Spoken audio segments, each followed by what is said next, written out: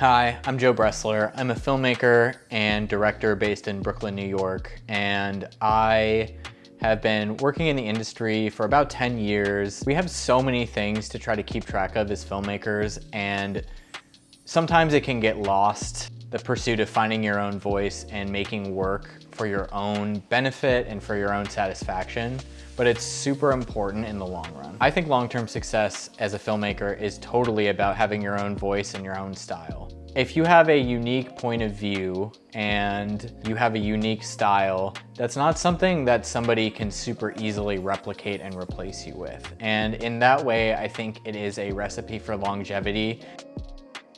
Back in the fall of 2022 was the first time that my rep, Early Morning Riot, reached out to me to discuss possibly representing me, and they reached out because they loved some work that I had done with Converse, Adidas, Uniqlo. They wanted to see me do more work specifically in fashion, which is a large part of their business. So they encouraged me to just make some new stuff in the fashion world and get some friends together and just make some fun projects.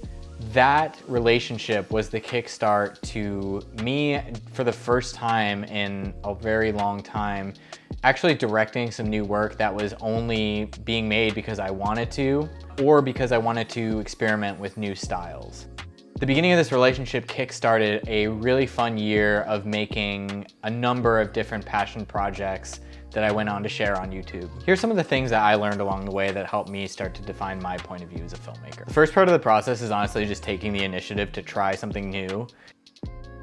You have to get creative and you have to come up with something to shoot on your own that isn't an assignment. And for me, that was actually kind of the hardest part, or the muscle that I needed to work the most, because I thrived in having an assignment, working for someone else, and kind of bringing someone else's vision to life, but I was way less comfortable coming up with an original idea and executing it. Another challenging part of taking initiative is no doubt the cost of filmmaking. I mean, there's no way around it. Even if you are taking your camera out with one friend to film them, you still had to buy the camera in the first place.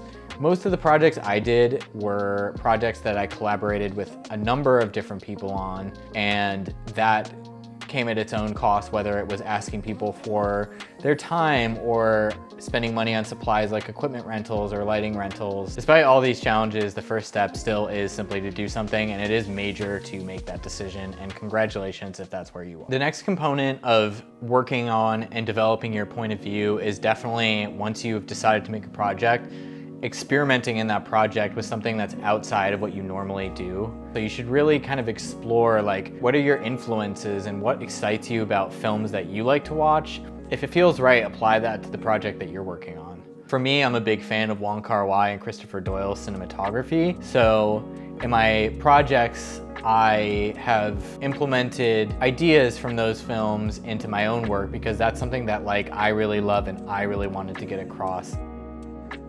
Now that you know what your influences are and what techniques you might want to try, it's time to implement them, and that's what experimenting is all about. And experimenting is exciting because you get to see the results of these influences that you're applying to your work in real time and learn what's working and what's not working. And I think the coolest part about experimenting is that you're going to come up with new ideas in the process of applying those experiments to your work, and that's where you're going to get ideas that you would never have come up with if you were just sitting on the couch. And also becoming a better director through practice. So now that you've finished this project, you have a super valuable asset to share. You can see what people's feedback is to the film that you've made with these new ideas and these sort of processes that you wouldn't have been able to put into client work. And in my experience, every time, people really gravitate to the personal work that I've made, and I think this is because clients and agencies hire you to solve a problem for them, and your own personal work is coming from a place of passion, and you're making the work because you want to.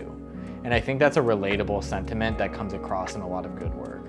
If you're trying to do commercials, they are hiring you for your taste, and your taste is developed not by working on other clients' projects. Your taste is developed by watching films and making films of your own. And there's no better way to demonstrate your taste as a director than having the work made to show clients when you're trying to sell them on an idea, an overall look, or a tone for a project. And this taste developed over making numerous projects on your own with your own creative is valuable, and it is the thing about your work that can't be replicated one-to-one by someone else. And once you have the flexibility to insert your voice or point of view into commercial projects, it makes those projects so much more fun. This is just my experience though, and I'm continuing to refine my craft and my vision, and I'm continuing to really enjoy making films of my own, and I hope you are too. That's all for this time. If you like this video or you have thoughts about developing your own point of view or want to keep the discussion going,